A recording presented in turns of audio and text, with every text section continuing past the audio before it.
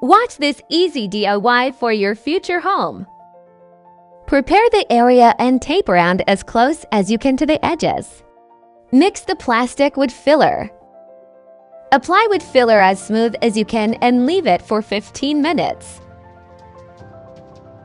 Take off the tape and then tape again with a bit space near edges.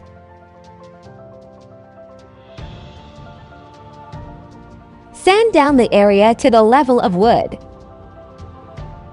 Pick the stain color and apply the matching stain.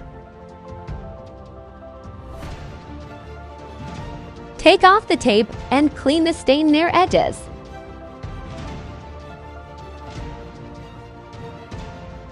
Finish the rest of the holes. And it's done!